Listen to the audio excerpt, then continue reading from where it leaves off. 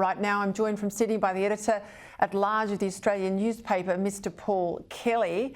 Paul, I want to go to the reshuffle. You wrote about it in your column today.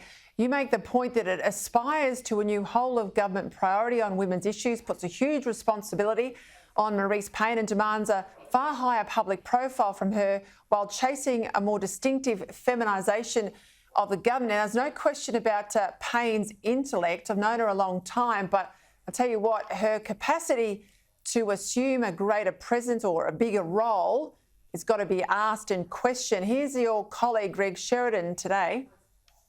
She did perform well with the Prime Minister and I praised her for it. But on the other hand, it's a bit like when Australia's Test cricket team couldn't find an opener for love nor money, and if anybody played an innings of 27 runs, including one cover drive, they were hailed as the new Don Bradman. I mean, Julie Bishop put in performances like that every day of the week. So did Alexander Downer and Bob Carr and Gareth Evans.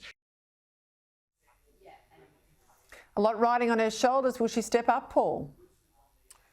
Well, this is a test not just for Marise Payne, but for all those Liberal women who've been promoted, particularly into the cabinet. And there are two tests for the future. I mean, Scott Morrison's done the right thing in terms of promoting them, but the tests are now what happens on the policy front and what happens in terms of changing the national conversation.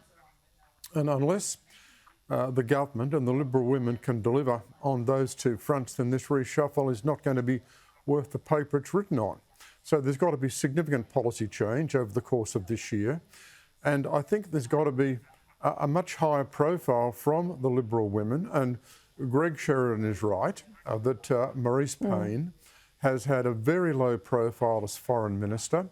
And frankly, that's got to change. And if it doesn't change, then it's hard to see how this transformation will actually work.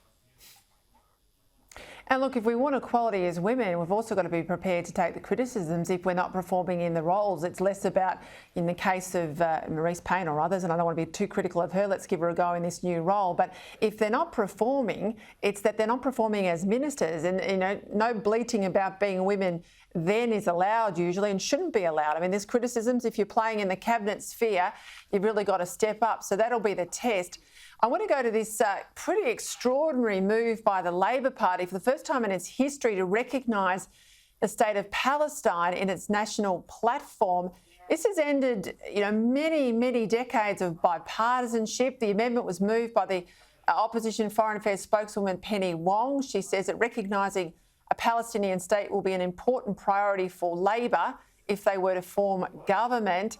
Liberal MP and former ambassador to Israel, Dave Sharma, has blasted this move on Twitter.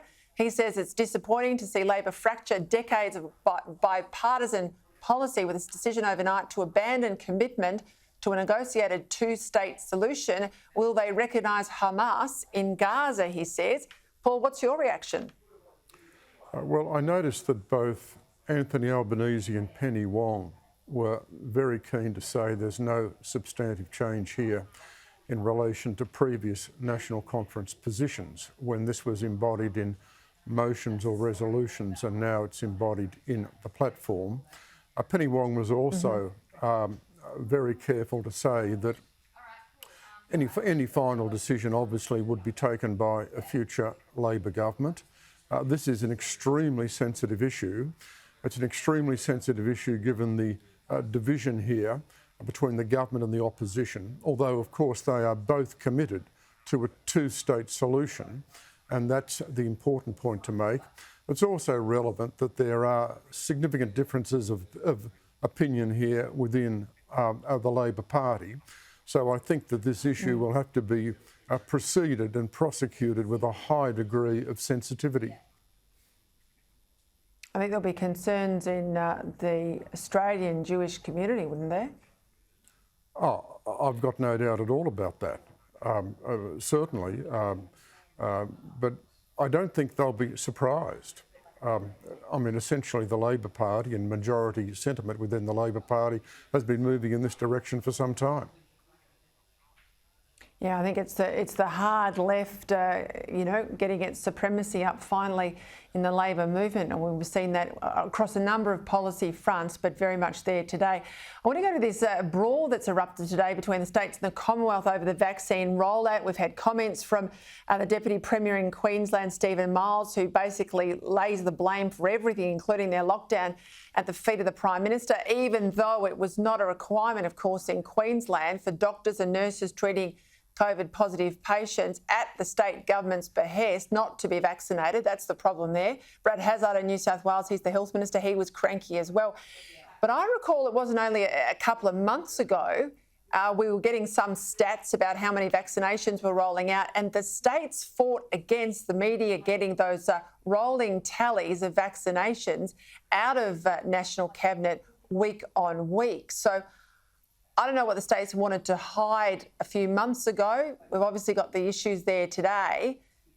Honestly, we've got to get these vaccinations out, Paul. That's the only way we're going to get the economy back on track. Who's at fault? Well, I think we've seen a lot of cheap politics being played out here, and frankly, I think everybody should calm down and have a cold shower. I mean, first of all, as far as the Morrison government's concerned, its timetable at the end of March was to have 4 million people vaccinated, and we're down to about 600,000. So certainly the rollout has not gone well. There have been very significant delays, and this is across the country. So that's a problem for the Morrison government. Then we've got Queensland hitting back. Well, Queensland's under pressure, of course, given the mismanagement in Queensland, the extraordinary blunder the Queensland government's made in terms of not vaccinating doctors and nurses dealing with COVID patients. So it's not surprising that they've hit back, which is the typical Queensland response to cover up their own problems. The New South Wales government is upset. It's upset about the nature of the rollout, about the information it's got from the Commonwealth.